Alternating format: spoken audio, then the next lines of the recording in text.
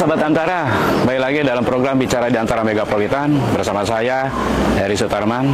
Dan saat ini saya berada di suatu yayasan, Yayasan Al-Ghozi, tepatnya di sekitar Yasmin. Apa yang kita akan bicarakan nanti, yuk ikutin saya. Assalamualaikum. Assalamualaikum warahmatullahi wabarakatuh. Sehat Ibu? Alhamdulillah. Pas kebetulan ini ya, hadir ya semua. Baik ya, mari Bu. Ya.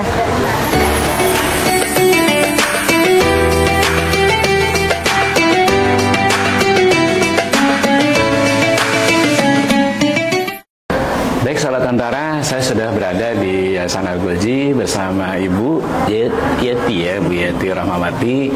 Beliau adalah Kepala Sekolah Cabang Al-Ghozi di Kota Bogor di Yasmin. Nah, sekilas kita akan sampaikan dulu bahwa Al-Ghozi ini merupakan suatu yayasan di bidang bermacam-macam bidang. Ada sosial, ada juga tahsin Quran, dan banyak lagi nanti bisa disampaikan sama Bu Yeti. Baik Bu Yeti, kumaha damang? Semangat terus ya Bu ya. Insyaallah semangat. Alhamdulillah. Ibu boleh dong cerita Al-Ghozi nih ya, Yayasan Al-Ghozi ini tuh sebenarnya kapan Bu berdirinya dan perkembangan sampai saat ini, dan siapa aja yang mendirikannya? Mangga Ibu. Terima kasih. Ya. Saya panggil? Boleh Akang, boleh Mas aja ya. Iya boleh Mas juga. Yayasan Al-Ghozi Muslimah Center ini secara resmi didirikan tahun 2019 maaf, bulan April, oleh 10 orang guru saat itu, dan 1 orang pembina kami. Okay. Tapi sebetulnya kita sudah mulai berkegiatan itu dari tahun 2013 dimulai dari kegiatan tahsin Pak, seperti yang sekarang ini bisa dilihat. Jadi awalnya mulai dari keinginan ibu-ibu nih, kita tuh ibu-ibu rumah tangga nih ya, iya, betul. yang sehari-hari di rumah, kemudian ingin mencari kegiatan di luar tapi yang bermanfaat gitu. Kemudian juga kita ingin melaksanakan apa yang disampaikan Rasulullah, hadis Rasulullah ya, sebaik-baik manusia itu adalah pertama yang memberikan manfaat untuk orang lain. Kemudian juga sebaik-baik manusia itu yang bisa belajar Al-Quran dan bisa mengajarkannya untuk orang lain. Dari dua cita-cita itulah kami mulai bergerak dengan sumber daya yang apa adanya, dimodali hanya dengan semangat, dimulai dari 3 orang guru dengan 30 orang murid pada tahun 2013 itu. Dan alhamdulillah sampai hari ini kita bisa berkembang, sudah tersebar di 9 masjid di Kota Bogor, dan online. Dan insya Allah tahun depan kita akan menambah 3 masjid lagi, 3 cabang. Di Bogor ya Bu ya? Di Bogor, iya. Amin, mudah-mudahan ya Bu. Amin. Jadi gini, Yayasan Al-Ghozi berarti kan dia punya beragam program ya Bu ya. Nah, bisa dijelaskan Bu program apa aja yang ada di Al-Ghozi ini?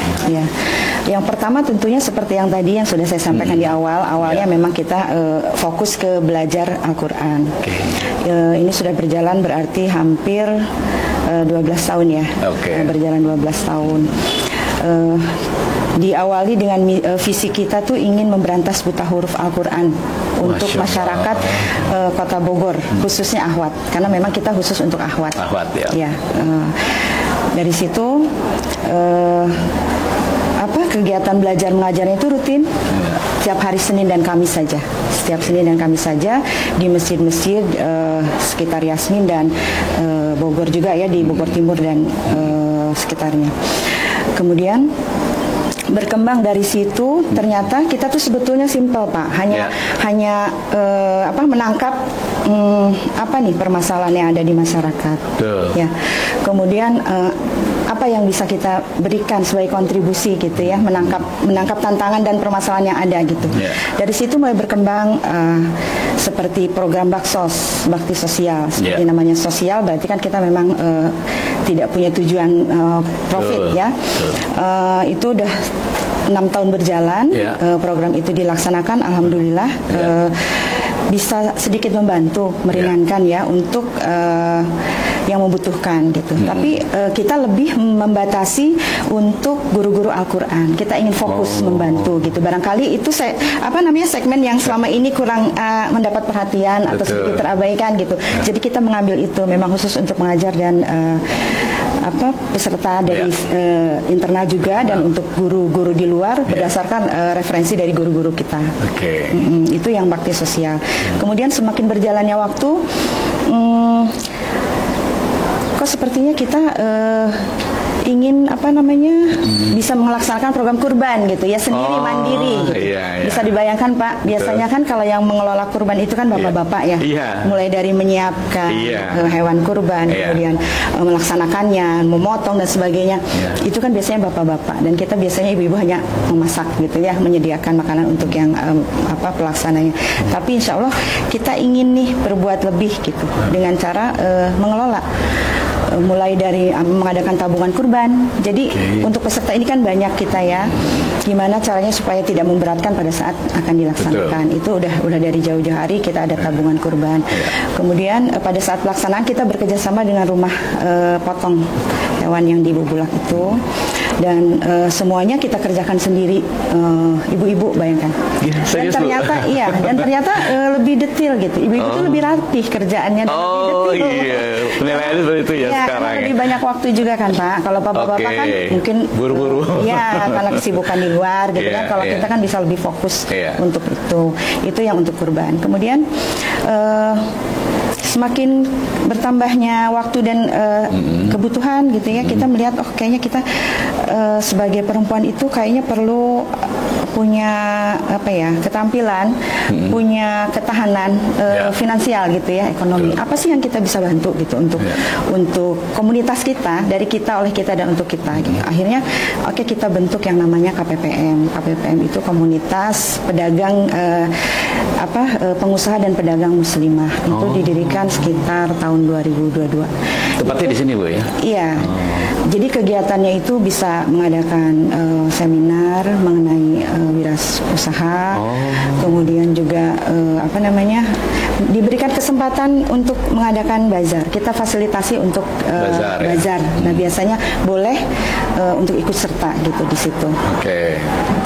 Dan itu masuk ke bagian bisnis dan ekonomi ya, ekonomi dan bisnis. Nah di samping KPPM itu, terakhir sekitar 2 tahun yang lalu kita dirikan AMC Mart.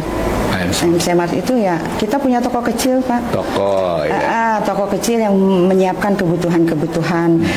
Kita masih di lingkup internal kita, ya, menyediakan untuk sarana penunjang belajar gitu ya, alat tulis, kemudian buku-buku pendamping. Ini produk-produk kita. Kita sudah mengeluarkan produk-produk sendiri ya, seperti untuk latihan tahsin tilawah. Ya, jadi kemudian banyak produk-produk yang kita sudah beri label AMC gitu ya. Nah, alhamdulillah selama ini sudah berjalan. Kemudian setelah itu kita ada ini Pak, cita-cita besar kita itu akhirnya sampai pada keinginan kita ingin punya tempat sendiri untuk berkegiatan. Selama ini kan kita kan dari masjid ke masjid, kita buka cabang masjid ini gitu. Memang bagus Pak untuk untuk pemerataan ya, supaya semakin banyak yang terjangkau gitu untuk belajar Al-Quran gitu. Tapi kita punya cita-cita, alangkah menyenangkan kalau kita suatu saat punya tempat sendiri untuk berkegiatan gitu. Dan untuk itu kita ada program wakaf. Itu sudah berjalan kurang lebih 3 tahun ya. Nah, kita mengumpulkan dana dari peserta, dari guru, dari donatur yang ingin berinvestasi ya untuk akhirat. Dan alhamdulillah itu semua dimudahkan. Sampai di titik ini tuh sebetulnya kita tuh merasa bahwa Allah tuh sangat memudahkan langkah kita gitu ya. Apalah artinya kita sebetulnya Pak ya. Kalau dilihat-lihat kita hanya para ibu rumah tangga gitu kan. Tapi subhanallah Allah memudahkan kita gitu. Nah, yang terakhir program kita itu kita ada KPQ Plus Pak. Apa itu Bu? KPQ Plus itu kuliah 6 pembelajaran Al-Quran, tapi ada penambahan materi plus gitu. Tidak hanya semata-mata Al-Quran, tapi di situ ada di dalam kurikulumnya ada keterampilan-keterampilan khusus untuk membekali pengajar Al-Quran supaya memang dia diberi kompetensi yang memadai. Betul. Menyiapkan guru-guru Al-Quran karena kurang, Pak. Upgrade gitulah ya istilahnya. Jadi, ya. Kalau tahsin ini kan memang yang reguler mengajarkan Al-Quran untuk yang belum bisa membaca Al-Quran. Kalau ini memberikan pembelajaran untuk yang memang mereka guru Al-Quran gitu supaya lebih berkompetensi.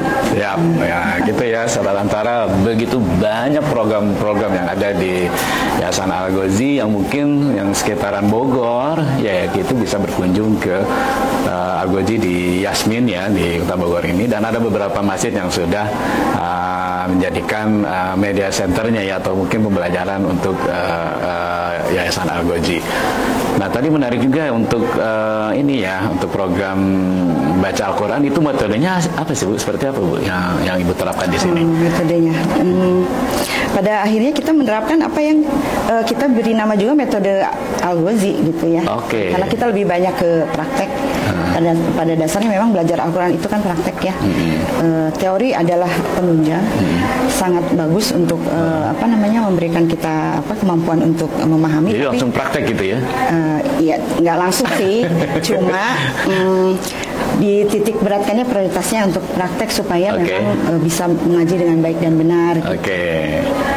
Karena kan sebetulnya belajar Al-Quran itu kalau membaca dengan baik dan benar itu kan hukumnya fardu ain ya, harus gitu. Kalau tidak berarti dia berdosa. Tapi kalau kita mempelajari ilmu tajwidnya itu ada fardu kifayah. Iya, siap. Nah, dari program yang Ibu sampaikan tadi itu ya. Nah, ada nggak sih rencana dari berbagai program yang tadi sebutkan Ibu itu 1 bulan ke depan apa nih kira-kira rencana yang akan diadakan kegiatan di sini? 1 bulan ke depan insya Allah banyak agendanya Pak. Kalau dibilang banyak ya? Banyak. Karena sibuk kita terus ya Bu ya? Selalu sudah ada program yang sudah direncanakan. Yang pertama yang paling dalam jangka waktu dekat itu kurban, karena memang mau Idul Adha awal Juni itu insya Allah kita akan melaksanakan kurban kembali. Insya Allah sapi yang akan kita potong ada 22 ekor sapi. 22 ekor ya? Dan juga ya, tahun kemarin tuh kita bisa membagikan kurang lebih dari 1.000 paket. 1.000 paket daging kurban. Itu disebar di masjid-masjid itu ya yang ada linknya dengan Al-Ghazi. Iya. Khususnya untuk para pengajar Al-Quran yang ada hubungannya dengan Al-Quran. Kemudian berikutnya kita akan melaksanakan kembali penerimaan peserta baru untuk tahun ajaran yang akan datang.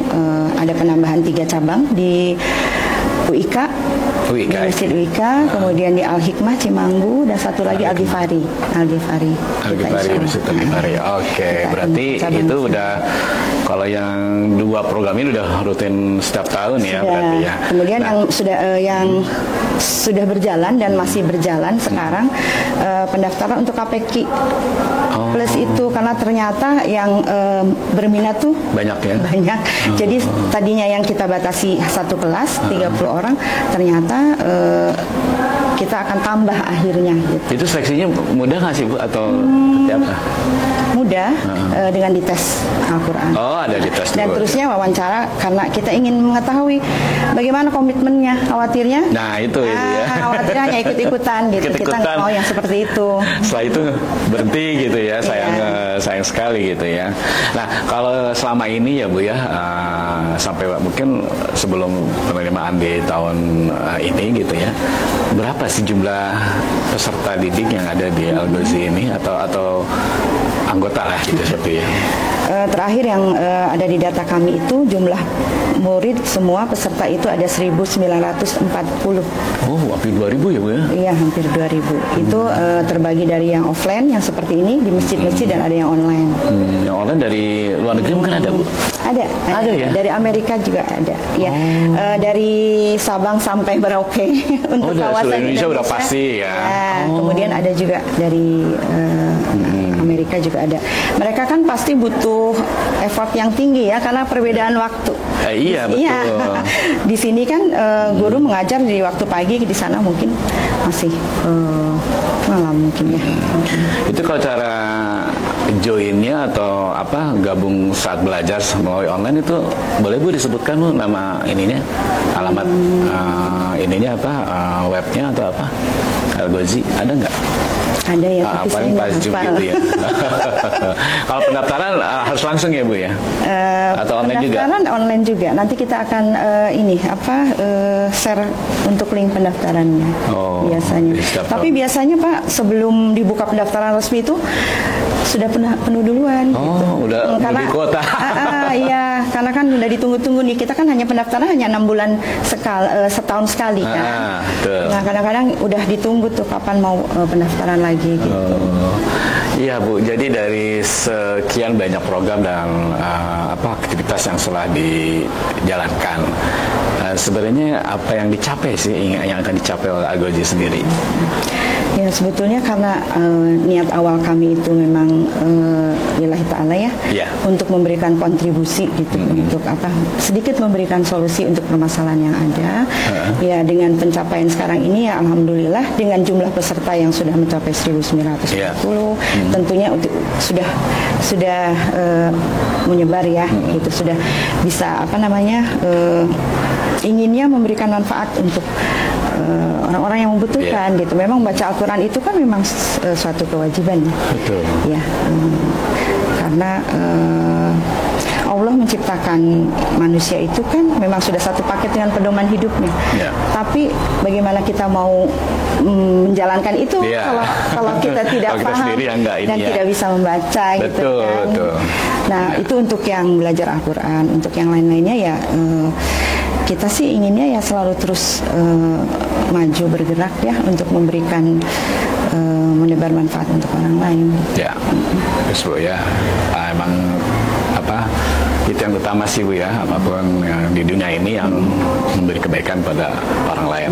Nah, saat Ibu dan teman-teman di sini gitu ya memberikan materi atau pembelajaran atau berkegiatan lah apapun bentuknya. Nah, ada nggak sih rintangan atau hambatan gitu? Mungkin Ibu merasa kesal gitu atau gimana gitu? Ada nggak sih Bu hambatan seperti itu? Namanya berkegiatan itu pasti ada tantangan lah. Sebetulnya bukan hambatan, tantangan gitu. Tapi alhamdulillah sih selama ini tidak ada yang berarti. Maksudnya karena kita sama-sama niatnya benar-benar lillahi ta'ala gitu ya. Jadi semua dikembalikan gitu loh. Betul. Buat apa juga kita kecewa, buat apa kita marah gitu ya. Insya Allah sih alhamdulillah selama ini bisa kita selesaikan, bisa kita. Ya alhamdulillah. Alhamdulillah. Ya, baik sahabat Antara mungkin di sebagian ya di wilayah Kota Bogor yang ingin bergabung atau mencoba untuk mendaftarkan diri ke sini gitu ya. Nah, mungkin mereka juga nanya Bu, apakah dikenakan biaya atau mungkin pembiayaannya seperti apa? Algozi itu seperti apa sih bentuknya Bu di bidang pembiayaan? Ya, dari awal berdirinya Tahsin Algozi itu memang kita menggratiskan ya, biayanya gratis gitu. Karena guru-guru yang mengajar di sini juga memang karena didasari oleh niat lillahi ta'ala itu jadi kita hanya memberlakukan uang pendaftaran dan itu dipergunakan untuk administrasi juga dan insya Allah akan kembali lagi kita serta. Biasanya kita akan mengadakan kajian-kajian yang akan mengundang tokoh-tokoh agama untuk memotivasi gitu. Nah biasanya itu ke situ gitu. Kalau mungkin dari luar, dari pihak kalau untuk kegiatan-kegiatan yang program itu membutuhkan biaya yang besar, biasanya kita dapat donatur, sponsor gitu ya. Kebetulan dari peserta kita sendiri juga ada gitu kan. Iya betul. Karena saling ini ya Bu mendorong memajukan lah ya. Ya seperti yang saya sebutkan tadi sebetulnya berlomba-lomba kan. Berlomba-lomba dalam kebaikan ya. Berlomba-lomba berinvestasi juga kan. Di akhirat gitu. Alhamdulillah selama ini bisa tercukupi dari semua yang ada. Ibu punya sedikit pesan nggak Bu untuk para akhwat, kan di sini kan akhwat semua gitu ya yang yang mungkin belum selama ini belum bergabung jadi anggota, atau mungkin kita tahu lah ya beda banyak kesibukan ya, ataupun yang ada sekarang kan udah wanita karir segala macam, mungkin dia nggak sempat juga maaf gitu membaca ngaji atau dalam satu harian. Nah itu pesan seperti ada hal apa gitu ke ada seperti ini, Pesan-pesan ya. Kalau menurut saya, kita itu sebagai perempuan dan wanita ya, itu kan tiang negara, betul kan Pak? Iya. Tiang negara. Iya. Kebesaran suatu bangsa, kemajuan suatu bangsa itu sangat ditentukan oleh peran perempuan di dalam rumah tangganya. Negara akan besar apabila keluarga-keluarga yang menjadi unit terkecil dari masyarakat itu memang kuat gitu ya. Dan peran-peran seorang perempuan, akhwat itu sangat-sangat besar. Apalagi dalam Islam itu diajarkan bahwa perempuan itu, akhwat itu adalah madrasah pertama ya untuk seorang ibu gitu yang akhwat yang sudah menikah. Mereka adalah madrasah pertama kan untuk anak-anaknya gitu. Jadi kita harus kuatkan itu untuk di keluarga gitu ya. Kemudian bagaimana seorang ibu atau seorang perempuan itu bisa mendidik anak-anaknya dengan baik apabila dianya sendiri tidak mendapatkan pengetahuan tentang itu gitu. Bagaimana kita bisa mendidik akidah anak dengan benar, mengkokohkan akidahnya, kemudian mengajarkan akhlak yang mulia gitu. Kalau si ibunya sendiri tidak tahu tentang itu, dan cara pertama untuk tahu itu ya memang harus mengetahui apa sih sebetulnya yang diperintahkan oleh Allah gitu kan. Dan perintah Allah itu semua kan ada di dalam Al-Quran gitu. Berarti memang ya sebagai perempuan, sebagai wanita ya memang harus belajar Al-Quran sesempit apapun waktunya gitu. Harus tidak meluangkan waktu. Maksudnya tidak memperlukan waktu luang maksudnya, tapi harus berkorban dan harus meluangkan waktu untuk itu. Karena hanya kita sendiri kan Pak yang bisa memperbaiki keadaan negara saat ini. Juga gitu kan. Dan peran ibu tuh sangat-sangat luar biasa. Ya. Setuju Bu, saya Bu benar Bu. Bahwa sempatkanlah kalaupun memang nggak ada tempat atau diri sendiri niatkan untuk membaca ya Bu ya. Dan untuk wanita karir sebetulnya tidak akan ditanyakan di sana ya. Betul. Bagaimana karirmu gitu ya. Bagaimana jabatanmu, bagaimana penghasilanmu kan sama sekali tidak akan ditanya gitu loh.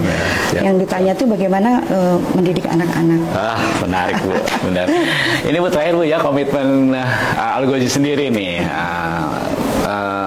Mau seperti apa sih Bu ke depannya Yayasan Al-Ghozi ini? Komitmen dari Ibu pribadi sendiri lah ya terhadap Yayasan Al-Ghozi.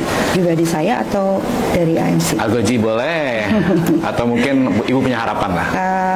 Ya mungkin harapan saya ya pasti menjadi harapan teman-teman semua juga ke depan.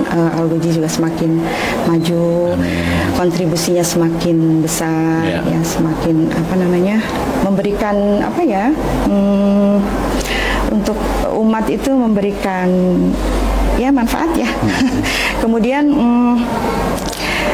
yang sedang kita cita-citakan dan kita laksanakan sekarang itu adalah membangun tadi pusat kegiatan kita gitu. Yang jadi menjadi cita-cita itu salah satunya kita ingin di situ membangun komunitas ya. Sebetulnya komunitas yang benar-benar saling menguatkan, saling menjaga, saling mengokohkan gitu ya mengenai akidah ini. Bisa jadi kita suatu hari di sana punya